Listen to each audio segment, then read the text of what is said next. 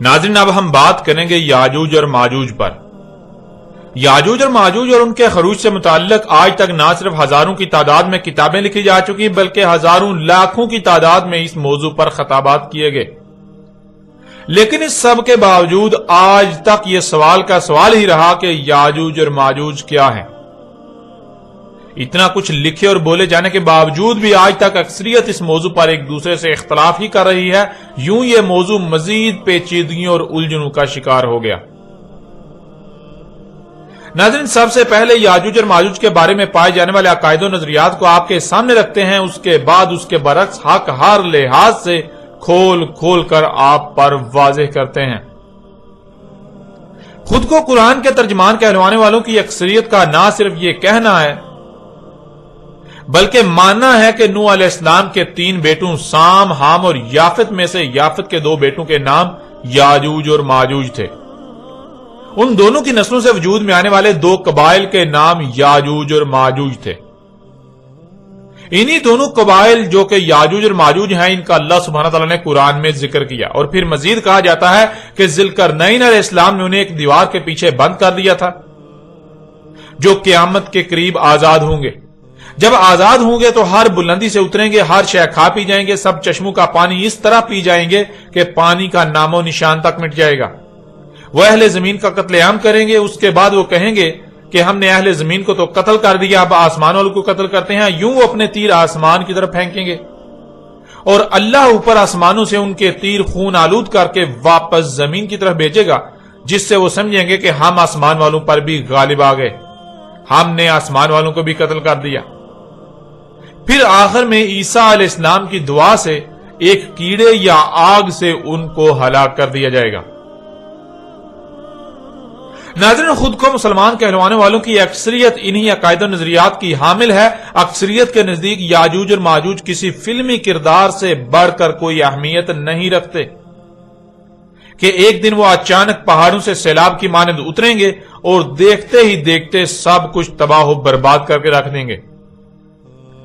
लेकिन सवाल यह पैदा होता है कि क्या हक यही है, क्या हकीकत यही है, या फिर हकीकत जिसके बिल्कुल बरक्स कुछ और है। और आज तक हकीकत के बरक्स याजूज और माजूज को दियोमालाई कहानी बनाकर इसकी खूब तशहीर की गई जो जबान ज़द आम हो गई, हालांकि उसका हकीकत के साथ कोई ताल्लुक नहीं। नाज़रीन, हकीकत क्या है? हकीकत को जानने के लिए सबसे पहले यह जानना लाजिम है कि याजूज और माजूज के हवाले से पाया जाने वाला यह अकीदा आया कहां से। क्या यह अकीदा कुरान से अखज़ किया गया या फिर गैर कुरान से? हकीकत क्या है, हक क्या है, उसे जानने के लिए सबसे पहले यह जानना लाजिम है कि याजूज और माजूज के हवाले से पाया जाने वाला यह अकीदा आया कहां से। क्या यह अकीदा कुरान से अखज़ किया गया या फिर गैर कुरान से अखज़ किया गया? नाज़रीन, हकीकत तो यह है कि इस अकीदे की हामिल अक्सरियत का कहना है कि कुरान याजूज और माजूज पर खुलकर बात नहीं करता। पूरे कुरान में सिर्फ 2 मकामात पर याजूज और माजूज का जिक्र आया है और दोनों मकामात पर ही यह वाज़ेह नहीं किया गया कि याजूज और माजूज क्या हैं, और उनसे मुताल्लिक बाकी किसी भी सवाल का जवाब इन दोनों मकामात पर नहीं मिलता। यानी इनका कहना यह है कि पूरे का पूरा कुरान याजूज और माजूज के बारे में रहनुमाई करने से कासिर है। इसलिए याजूज और माजूज से मुताल्लिक सवालात के जवाबात के लिए हमने अहादीस से रुजू किया और अहादीस ने हमें याजूज और माजूज से मुतल्लिक हमारे हर सवाल का जवाब दिया। यूं अहादीस से याजूज और माजूज के बारे में पाया जाने वाला अकीदा अखज़ किया गया। यानी इस अकीदे के हामिलीन अपनी जबान से यह इकरार करते हैं, खुद एतराफ करते हैं कि इन्होंने यह अकीदा कुरान से नहीं बल्कि गैर कुरान से अखज़ किया गया, और उसे यानी गैर कुरान को ये अहादीस का नाम देते हैं कि मोहम्मद अलैहिस्सलाम ने याजूज और माजूज पर जो रहनुमाई की हमारे वही अकायद और नजरियात हैं। नाज़रीन, अब सवाल यह पैदा होता है कि क्या ये लोग वाकयातन अपने दावे में सच्चे हैं कि कुरान याजूज और माजूज पर रहनुमाई नहीं करता, जो इन्हें याजूज और माजूज के बारे में रहनुमाई के लिए गैर कुरान से रुजू करना पड़ा। और याजूज और माजूज के बारे में इनके जो अकायद और नजरियात हैं, क्या वाकयातन मोहम्मद अलैहिस्सलाम ने ही वही सब कहा, या फिर इनके सब के सब खुद साता मन गढ़त अकायद और नजरियात हैं। آپ پیچھے کئی بار یہ بات جان چکے کہ اللہ سبحانہ و تعالیٰ نے اس قرآن میں کئی مقامات پر یہ بات واضح کر دی کہ کوئی ایک بھی سوال ایسا نہیں ہے، کوئی ایک بھی معاملہ یا مسئلہ ایسا نہیں ہے جس کا جواب، جس کا حل اس قرآن میں نہ ہو۔ آپ نے گزشتہ قسط میں بھی یہ بات جان لی کہ قرآن تو اپنے نزول سے لے کر الساعۃ کے قیام تک کی تاریخ ہے۔ اس قرآن کے نزول سے لے کر الساعۃ کے قیام تک جو کچھ بھی ہونا تھا، اللہ سبحانہ و تعالیٰ نے آج سے 14 صدیاں قبل ہی اس قرآن کی صورت میں اس کی مکمل اور احسن تاریخ اتار دی تھی۔ اب اگر اس کے باوجود کوئی یہ کہتا ہے کہ اس قرآن میں اہم ترین موضوع یاجوج اور ماجوج پر رہنمائی نہیں کی گئی، تو اس کا مطلب یہ ہے کہ وہ نہ صرف اس قرآن کے احسن الحدیثی ہونے کا کفر کر رہا ہے، بلکہ اس کا عملاً یہ دعویٰ ہے کہ وہ سچا ہے اور اس کے برعکس اللہ جھوٹا ہے۔ وہ سچا اور قرآن جھوٹا ہے۔ اس کا یہ دعویٰ ہے کہ قرآن میں مکمل رہنمائی موجود نہیں ہے۔ قرآن ہر لحاظ سے، ہر پہلو سے رہنمائی نہیں کرتا۔ ناظرین، جب احسن الحدیث قرآن کو ترک کر کے اوروں سے رہنمائی لی جائے گی، غیر قرآن سے رہنمائی کے لیے رجوع کیا جائے گا، تو کیا غیر قرآن آپ کی رہنمائی کر سکتا ہے؟ نہیں، بالکل نہیں، ایسا ممکن ہی نہیں۔ اور جو بات یا جس سوال کا جواب بھی آپ غیر قرآن سے حاصل کریں گے، وہ کبھی بھی درست اور احسن جواب ہو ہی نہیں سکتا، وہ صرف اور صرف گمراہی ہی ہوگی۔ جیسا کہ آپ پر بالکل کھول کر واضح کر دیتے ہیں کہ محمد علیہ السلام نے کبھی بھی کسی ایک بھی موقع پر یہ نہیں کہا کہ یاجوج اور ماجوج نوح کے بیٹے یافت کے 2 بیٹوں کے نام تھے اور انہی کی نسلوں سے وجود میں آنے والے 2 قبائل یاجوج اور ماجوج ہیں۔ حقیقت یہ ہے کہ یاجوج اور ماجوج کا انتظار صرف اور صرف مسلمان ہی نہیں کر رہے، بلکہ ان سے پہلے سے ہی یہودی اور عیسائی بھی یاجوج اور ماجوج کے انتظار میں ہیں۔ یہودیوں اور عیسائیوں میں یاجوج اور ماجوج کے متعلق بالکل وہی عقائد و نظریات پائے جاتے ہیں جو عقائد و نظریات مسلمان قوم میں پائے جاتے ہیں۔ نوح کے 3 بیٹے تھے جن کے نام سام، حام اور یافت تھے۔ ان میں سے یافت کے 2 بیٹوں کے نام یاجوج اور ماجوج تھے۔ یہ بات یہودیوں اور عیسائیوں کے مذہبی مواد عہد نامہ قدیم یعنی اولڈ ٹیسٹامنٹ، جسے خود کو مسلمان کہلوانے والے تورات قرار دیتے ہیں، وہاں سے اخذ کی گئی۔ اور حیران کن بات یہ ہے کہ خود کو مسلمان کہلوانے والوں کا دعویٰ تو یہ ہے کہ یہودیوں اور عیسائیوں کے مذہبی مواد عہد نامہ قدیم میں یافت کے 2 بیٹوں کے نام یاجوج اور ماجوج مذکور ہیں، لیکن ناظرین حقیقت اس کے بالکل برعکس ہے۔ اور حقیقت جان کر آپ چونک جائیں گے کہ کس طرح آج تک یہ بڑے بڑے علماء و مفسر قرآن کے طور پر معروف خود کو اور اکثریت کو دھوکہ دیتے رہے۔ مثال کے طور پر ایسے ہی 2 مشہور و معروف شخصیات کا اس بارے میں کیا کہنا ہے، اس کو آپ کے سامنے رکھتے ہوئے اس دھوکے کو واضح کرتے ہیں۔ جیسا کہ آپ اپنی آنکھوں سے دیکھیں اور اپنے کانوں سے سنیں کہ اس بارے میں ڈاکٹر اسرار احمد کا کیا کہنا ہے۔ یہاں یہ سمجھ لیجئے کہ یاجوج ماجوج سے کیا مراد ہے۔ حضرت یافس علیہ السلام جو 3 بیٹے تھے حضرت نوح علیہ السلام کے، سام، حام، یافس۔ سامی نسل کے بارے میں تو ہم نے بہت کچھ سمجھ لیا کہ حضرت ابراہیم بھی سامی نسل سے تھے، پھر قوم عاد بھی سام ہی کی نسل کی ایک شاخ تھی، قوم سمود بھی اسی کی شاخ تھی۔ یہ تمام جو ہے یہ تو سیمیٹک ریسز ہیں۔ حضرت یافس کی اولاد نے یہ سینٹرل ایشین ماؤنٹینز کا جو سلسلہ ہے اس کو کراس کیا اور شمال میں چلے گئے، اور شمال میں جا کر دائیں بائیں پھیل گئے۔ پھر یہ میدان ہے، ٹنڈرے کے میدان اور فلانے میدان اور بڑے بڑے کھلے میدان ہیں۔ تو گویا کہ ایشیا کو درمیان میں جو سلسلہ کوہ تقسیم کر دیتا ہے، ایک شمالی حصہ ہے، ایک اس کے جنوبی حصہ ہے۔ یہ شمالی میں چلے گئے اور جا کر پھر پھیلے۔ پھیلنے میں وہ مشرق کی طرف آئے تو چین اور ہند چینی تک یہ ساری قومیں جو ہے یہ یلو ریسز، یہ انہی کی نسل سے ہیں۔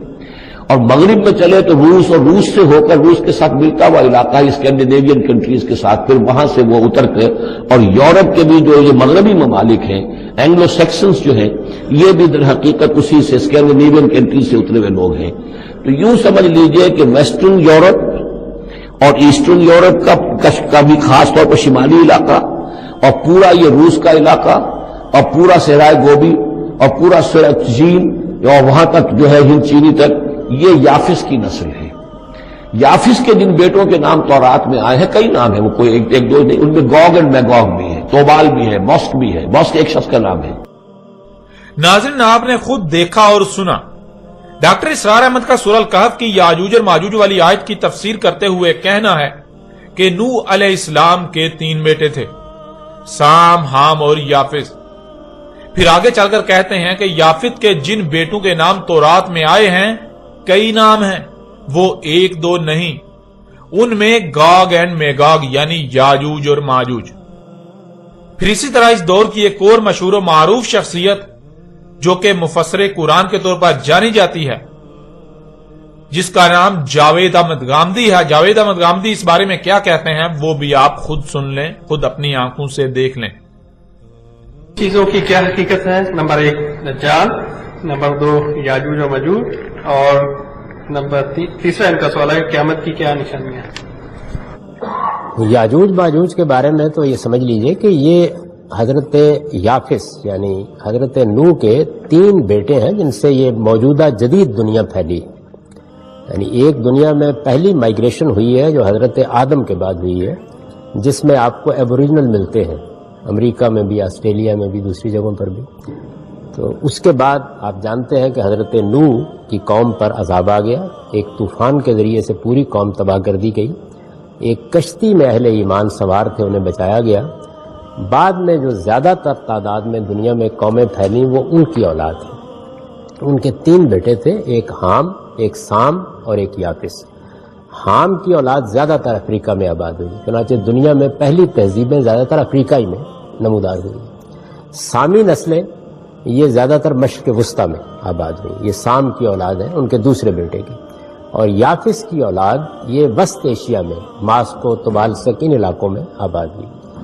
اور یافس جو تیسرے بیٹے ہیں اس کے پھر 10-11 بیٹے تھے، ان میں سے 2 کا نام گوگ اور میگوگ یاجوج اور ماجوج تھا۔ تو یہ ساری اقوام جو وسط ایشیا میں ہیں یہ زیادہ تر گوگ میگوگ کی اولاد ہے۔ یاجوج ماجوج ہی کے ایک بھائی کا نام یابان تھا جس کے نام پہ جاپان ہے۔ تو یہ حضرت نوح کے پوتے ہیں، یوں کہہ سکتے ہیں آپ۔ اور یہی لوگ ہیں جو بعد میں ہجرت کر کے یورپ گئے، یہی لوگ ہیں جو یورپ سے پھر ہمارے سامنے تاریخ میں امریکہ گئے، اور یہی ہیں جو آسٹریلیا میں آ گئے، اور یہی ہیں جو ایک زمانے میں آریاؤں کی صورت میں ہندوستان میں گئے ہیں۔ تو یہ گوگ میگوگ ہے۔ یاجوج ماجوج کے بارے میں قرآن شریف میں ذکر ہے اور آپ نے اس کو موجودہ حالات میں ریلیٹ کیا ہے، مجھے کائنڈلی آپ دہرا سکتے ہیں اس بات کو؟ دیکھیے، دنیا کی تاریخ کا مطالعہ کرنے سے معلوم ہوتا ہے کہ سیدنا نوح علیہ السلام کے جو 3 بیٹے ہیں انہی سے دنیا کی مختلف نسلیں پھیلی ہیں، اور ان تینوں کے نام تھے سام، حام اور یافت۔ یہ سامی نسلیں جو ہیں سیمیٹک ریسز، یہ سب سام کی اولاد ہیں۔ افریقہ وغیرہ میں جو زیادہ تر لوگ آباد ہیں یہ حامی ہیں، بعض دوسرے علاقوں میں بھی آباد ہوئے ہیں۔ اور تیسرے بیٹے یافس کی اولاد وسط ایشیا میں آباد ہوئی، اور یہ یافس ہے جس کے بیٹوں میں یاجوج ایک بیٹے کا نام ہے، ماجوج دوسرے بیٹے کا نام ہے، یابان تیسرے بیٹے کا نام ہے، طبالسک چوتھے بیٹے کا نام ہے۔ یہ روس کے جو مختلف شہر ہیں یہ انہی کے ناموں پر ہیں، جاپان بھی یابان کے نام پر ہے۔ تو یہ اصل میں یافت کی اولاد ہے۔ یاجوج و ماجوج کی نسل وسط ایشیا میں پھیلی، پھر وسط ایشیا سے ہندوستان کی طرف آریہ آپ کو معلوم ہے کہ ہجرت کر کے آئے، پھر یہی نسلیں ہیں جو یورپ میں آباد ہوئیں، اور یہی پھر نسلیں ہیں جو پھر امریکہ میں اور آسٹریلیا میں، یہ تو معلوم تاریخ میں جا کے آباد ہوئی ہیں۔ تو یہ اصل میں یافت کی اولاد ہے ساری، یاجوج ماجوج جو ہے۔ آپ نے دیکھا اور سنا، جاوید احمد غامدی صاحب کا بھی وہی کہنا ہے کہ نوح علیہ السلام کے 3 بیٹے تھے، سام، حام اور یافس۔ پھر کہا کہ یافس کے 10-11 بیٹے تھے، جن میں سے 2 کے نام یاجوج اور ماجوج تھے۔ ناظرین، سب سے پہلے تو آپ یہ بات جان لیجئے کہ نوح علیہ السلام اور ان کے بعد کی تاریخ بالخصوص نوح اور اس کے بیٹوں اور نوح کے بیٹوں کی نسلوں کی تاریخ کا دنیا میں ایک ہی ماخذ ہے، اور وہ ہے بائبل۔ بائبل بہت سی کتابوں کا مجموعہ ہے جو مختلف انبیاء سے منسوب کی جاتی ہیں۔ بائبل 2 حصوں میں تقسیم ہے۔ پہلا حصہ جسے پرانا عہد نامہ یعنی اولڈ ٹیسٹامنٹ کہا جاتا ہے، اور دوسرا حصہ نیا عہد نامہ یعنی نیو ٹیسٹامنٹ کہلاتا ہے۔ پرانے عہد نامے کی پہلی 5 کتابوں کو یہودی اور عیسائی تورات قرار دیتے ہیں، اور نئے عہد نامے کو چونکہ یہودی تسلیم نہیں کرتے اس لیے عیسائی اسے انجیل قرار دیتے ہیں۔ یوں خود کو مسلمان کہلوانے والے یہودیوں کی اتباع میں بائبل کے پرانے عہد نامے کی پہلی 5 کتابوں کو تورات قرار دیتے اور نئے عہد نامے کو عیسائیوں کی اتباع میں انجیل قرار دیتے ہیں۔ حالانکہ حقیقت تو یہ ہے کہ نہ تو بائبل کے پہلے مجموعے کی پہلی 5 کتابیں تورات ہیں اور نہ ہی بائبل کا نیا عہد نامہ انجیل ہے۔ بہرحال یہ بات جان لیجئے کہ نوح، اس کے بیٹوں اور نوح کے بیٹوں کی نسلوں کی تاریخ کا اول ماخذ صرف اور صرف بائبل ہے، بائبل کا عہد نامہ قدیم۔ اس کے علاوہ آپ کو جہاں بھی اس بارے میں تاریخ ملے گی وہ بائبل عہد نامہ قدیم یعنی اولڈ ٹیسٹامنٹ سے ہی کاپی کی گئی ہوگی۔ ڈاکٹر اسرار احمد کا دعویٰ ہے کہ نوح کے بیٹے یافس کے کئی بیٹے تھے، ان میں سے 2 کے نام یاجوج اور ماجوج تھے، اور جاوید احمد غامدی صاحب نے بھی وہی بات کی، لیکن جاوید احمد غامدی صاحب نے کہا کہ یافس کے 10-11 بیٹے تھے، ان میں سے 2 یاجوج اور ماجوج تھے۔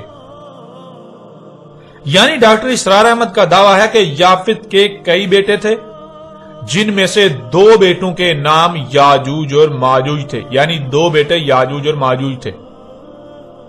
اور جاوید احمد غامدی کا دعویٰ ہے کہ یافت کے 10-11 بیٹے تھے، ان 10-11 میں سے 2 بیٹوں کے نام یاجوج اور ماجوج تھے۔ لیکن ناظرین، حیران کن اور دہلا کر رکھ دینے والی بات تو یہ ہے کہ جہاں سے یہ اپنی بات اخذ کرنے کے دعوے دار ہیں، یعنی عہد نامہ قدیم جسے مسلمان تورات قرار دیتے ہیں، اس میں نہ تو یافت کے بیٹوں کے بارے میں یہ لکھا ہے کہ یافت کے کئی بیٹے تھے، اور نہ ہی یہ لکھا ہے کہ یافت کے 10-11 بیٹے تھے۔ اور پھر اس سے بھی بڑھ کر چونکا دینے والی بات تو یہ ہے کہ یہ بھی نہیں لکھا ہوا کہ یافت کے 2 بیٹوں کے نام یاجوج اور ماجوج تھے، یعنی یافت کے 2 بیٹے یاجوج اور ماجوج تھے۔ حقیقت کیا ہے؟ عہد نامہ قدیم جسے مسلمان یہودیوں اور عیسائیوں کی اتباع میں تورات قرار دینے پر بازید ہیں، اس میں جو لکھا ہے وہ آپ کے سامنے رکھتے ہیں تاکہ آپ اپنی آنکھوں سے دیکھ کر یہ فیصلہ کر سکیں کہ جن کو بڑے بڑے علماء اور قرآن کے ترجمان کے طور پر جانا اور پہچانا جاتا ہے، جو دنیا میں اللہ کے نمائندے بنے پھرتے ہیں، ان کی حقیقت کیا ہے۔ جب بڑوں کی حقیقت یہ ہے تو پھر چھوٹے ملاؤں جو کہ انہی کی اتباع کرتے ہیں ان کا کیا حال ہوگا، ان کی حقیقت کیا ہوگی۔ اس وقت آپ کو سکرین پر بائبل عہد نامہ قدیم کی پہلی کتاب پیدائش کے چیپٹر 9 کے پیرا نمبر 18 اور 19 نظر آ رہے ہیں، جن میں لکھا ہے، نوح کے بیٹے جو کشتی سے باہر آئے تھے سام، حام اور یافت تھے۔ نوح کے یہی 3 بیٹے تھے اور ان کی نسل ساری زمین پر پھیل گئی۔ پھر آگے چیپٹر 10 کے پیرا نمبر 2 میں لکھا ہے، یافت کے یہ بیٹے ہیں، جمر، ماجوج، مادی، یابان، توبل، مسک اور تیراس۔ ناظرین، اسی بائبل کا ہی حوالہ دیتے ہوئے ڈاکٹر اسرار احمد کا کہنا تھا کہ یافت کے کئی بیٹے تھے اور ان میں سے 2 کے نام یاجوج اور ماجوج تھے، اور جاوید احمد غامدی کا بھی اسی بائبل کا حوالہ دیتے ہوئے کہنا تھا کہ یافت کے 10-11 بیٹے تھے، جن میں سے 2 کے نام یاجوج اور ماجوج تھے۔ لیکن آپ نے دیکھ لیا اور جان لیا کہ حقیقت دونوں کے ہی بالکل برعکس ہے۔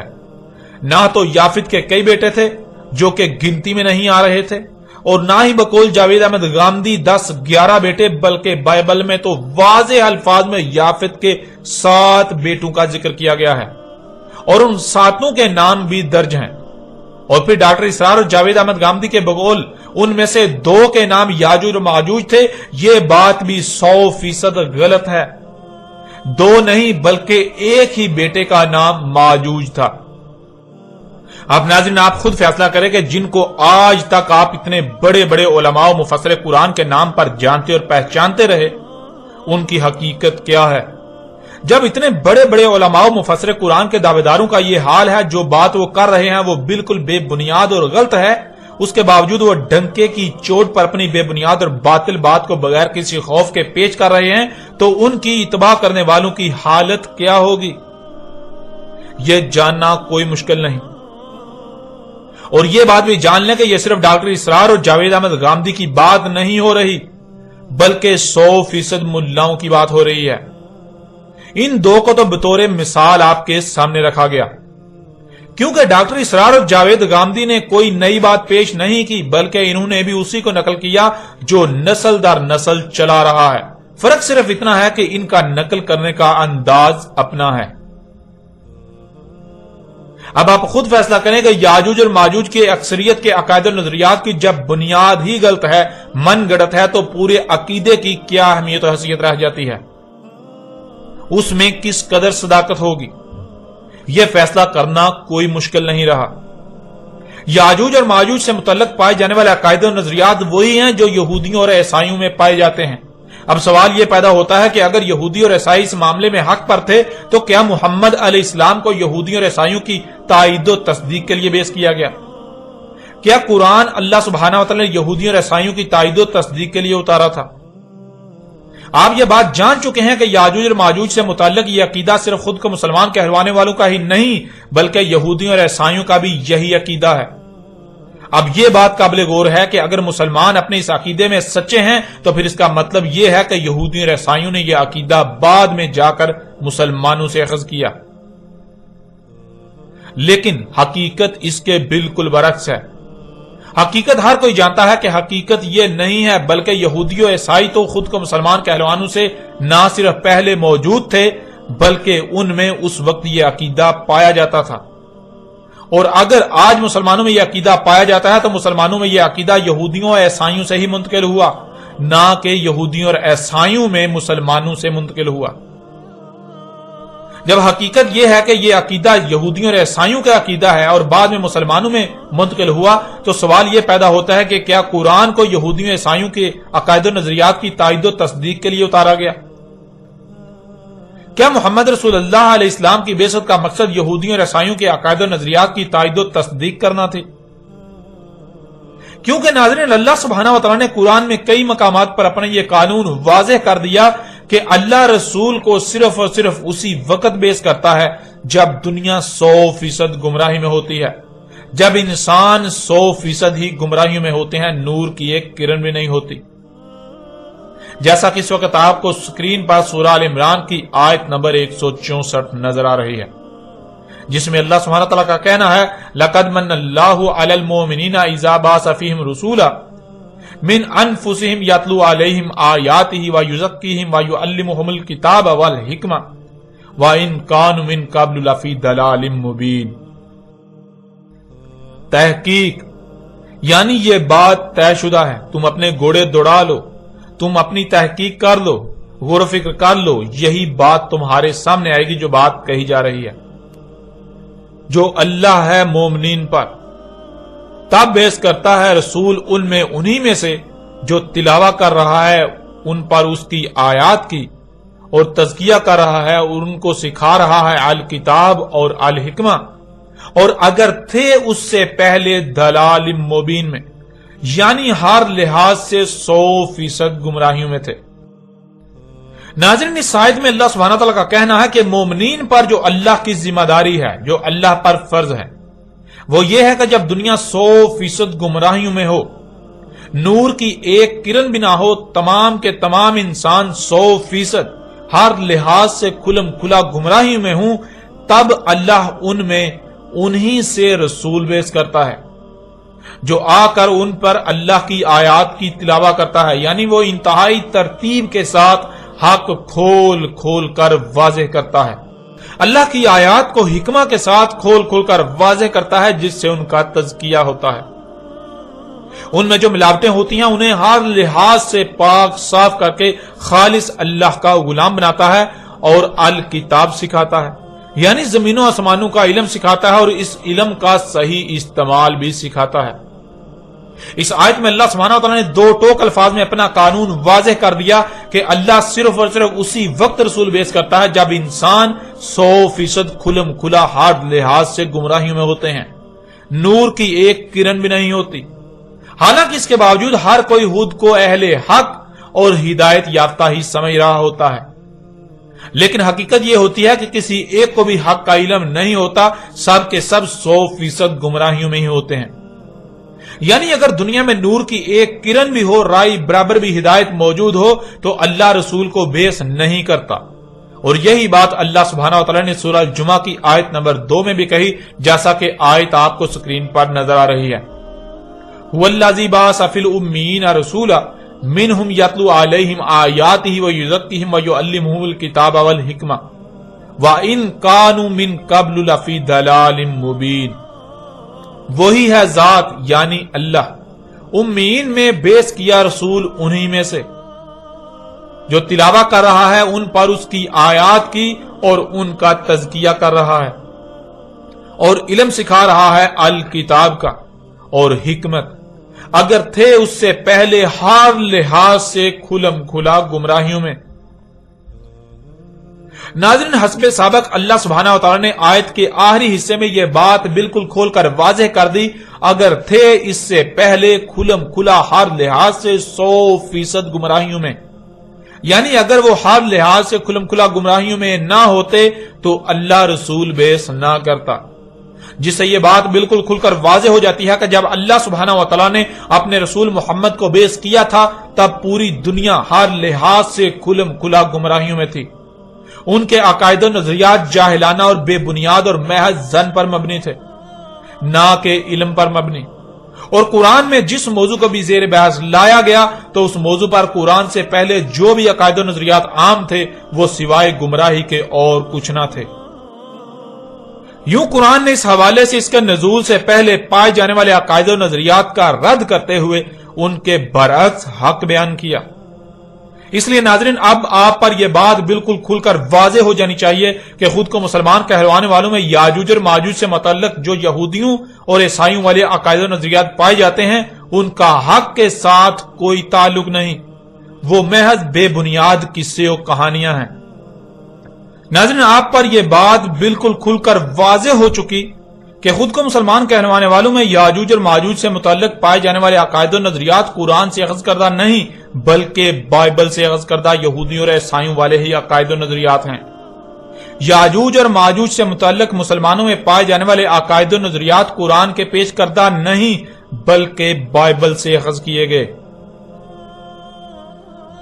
اب اگر اس کے باوجود کوئی اپنے سابقہ بائبلی عقائد و نظریات پر ڈٹا رہتا ہے تو ایسا شخص اپنے عمل سے یہ دعویٰ کر رہا ہوتا ہے کہ نہ تو محمد اللہ کا رسول تھا اور نہ ہی قرآن اللہ کی طرف سے اتارا ہوا، کیونکہ اللہ سبحانہ و تعالیٰ کا کہنا ہے کہ اللہ رسول کو صرف اور صرف تب بیس کرتا ہے جب دنیا 100% ہر لحاظ سے گمراہیوں میں ہوتی ہے، نور کی ایک کرن بھی نہیں ہوتی۔ لیکن ایسے شخص کا اللہ سبحانہ تعالیٰ کے برعکس کہنا ہے کہ جب محمد کو بیس کیا گیا تب ہدایت موجود تھی، لوگ حق پر تھے، نور موجود تھا۔ اب اگر حق تھا، ہدایت تھی، لوگ دلال مبین میں نہیں تھے تو اس کا مطلب کہ محمد اللہ کا رسول نہیں تھا، کیونکہ رسول کی بعثت ہوتی ہی تب ہے جب انسان 100% گمراہیوں میں ہوں، نور کی ایک کرن بھی نہ ہو، اور جو ایسی حالت میں آئے کہ نور موجود ہو، لوگ ہدایت یافتہ ہوں، ان میں ہدایت موجود ہو، ان میں حق موجود ہو، یا ان کے پاس کچھ نہ کچھ حق موجود ہو، تو وہ رسول کیسے ہو سکتا ہے؟ قرآن کے مطابق وہ رسول نہیں ہو سکتا۔ قرآن کا دعویٰ یہ ہے کہ ایسا شخص رسول ہو ہی نہیں سکتا، اور اگر ایسا شخص یاجوج اور ماجوج کے متعلق بائبلی عقیدے پر بھی ڈٹا رہے اور یہ بھی کہے کہ محمد اللہ کا رسول تھا تو اس کا مطلب کہ وہ اپنے عمل سے دعویٰ کر رہا ہے کہ قرآن غیر اللہ کی طرف سے ہے، کیونکہ اللہ سبحانہ وتعالی نے دو ٹوک الفاظ میں کہا کہ اگر یہ غیر اللہ کی طرف سے ہوتا تو تم اس میں اختلافاً کثیرہ پاتے، جیسا کہ آپ آیت سکرین پر دیکھ رہے ہیں۔ سورہ نساء کی آیت نمبر 82 میں اللہ سبحانہ وتعالی کا کہنا ہے افلا یتدبرون القرآن ولو کان من عند غیر اللہ لوجدوا فیہ اختلافا کثیرا، کیا پس نہیں تدبر کر رہے القرآن، یعنی جو بھی ان پر قرأ کیا جا رہا ہے، جو بھی علم ان کے اوپر بالکل واضح کیا جا رہا ہے، اور اگر تھا کسی اور سے اللہ کے علاوہ کہ تم پاتے اس میں کثیر اختلاف، یعنی ایک مقام پر کچھ کہا جا رہا ہے اور دوسرے مقام پر کچھ اور کہا جا رہا ہے، کہا کچھ اور جا رہا ہے اور کیا کچھ اور جا رہا ہے۔ اب اگر قرآن ایک طرف یہ کہے کہ رسول تب بیس کیا جاتا ہے جب انسان 100% گمراہی میں چلے جائیں، اور دوسری طرف اپنے دعوے کے بالکل برعکس تب رسول بیس کر دے، جب حق موجود ہو، نور موجود ہو، ہدایت موجود ہو، انسان ہدایت پر ہوں، تو ظاہر ہے قرآن میں اختلاف ثابت ہو کر غیر اللہ کی طرف سے ثابت ہو جاتا ہے۔ اگر کوئی دل سے نہ صرف محمد کو اللہ کا رسول بلکہ قرآن کو اللہ کی طرف سے اتارا ہوا تسلیم کرتا ہے تو اسے اپنے عمل سے بھی یہ ثابت کرنا ہوگا۔ اسے یاجوج اور ماجوج سے متعلق پائے جانے والے بائبلی عقیدے کا انکار کرتے ہوئے، اسے دماغ سے نکالتے ہوئے اس کے برعکس اللہ سبحانہ و تعالیٰ نے جو قرآن میں اس حوالے سے رہنمائی کی اسے تسلیم کرنا ہوگا، ورنہ وہ نہ صرف اپنے عمل سے محمد کے اللہ کا رسول ہونے کا کفر کر رہا ہے، بلکہ اس کا عملاً دعویٰ ہے کہ قرآن میں اختلافات پائے جاتے ہیں۔ یوں قرآن اللہ کی طرف سے نہیں بلکہ غیر اللہ کی طرف سے ہے۔ ویسے بھی ناظرین، اگر تو اللہ سبحانہ و تعالیٰ اس قرآن کے برعکس غیر قرآن سے رہنمائی لینے کی اجازت دے تو بلا شک و شبہ غیر قرآن سے نہ صرف ہدایت لی جا سکتی ہے بلکہ ہدایت مل بھی سکتی ہے، لیکن جب اللہ سبحانہ و تعالیٰ اس کی اجازت ہی نہیں دیتا، الٹا سختی کے ساتھ غیر قرآن کی طرف رجوع کرنے سے منع کرتا ہے، تو پھر غیر قرآن کی بات کیسے حق ہو سکتی ہے؟ غیر قرآن آپ کی رہنمائی کیسے کر سکتا ہے؟ ایسا ممکن ہی نہیں کہ غیر قرآن کی بات سچ ہو، غیر قرآن کی بات حق ہو، وہ آپ کی رہنمائی کر سکے۔ ناظرین، اب تک آپ پر یہ واضح ہو چکا کہ خود کو مسلمان کہلوانے والوں میں یاجوج اور ماجوج سے متعلق پائے جانے والے عقائد و نظریات قرآن کے برعکس بائبل سے اخذ کردہ یہودیوں اور عیسائیوں والے ہی عقائد و نظریات ہیں، اور اگر بائبل سے اخذ کردہ یہودیوں اور عیسائیوں والے عقائد و نظریات حق اور سچ ہوتے تو محمد علیہ السلام کو بیس نہ کیا جاتا، کیونکہ اللہ صرف اور صرف تب ہی رسول بیس کرتا ہے جب انسان 100% ہر لحاظ سے گمراہی میں چلے جاتے ہیں۔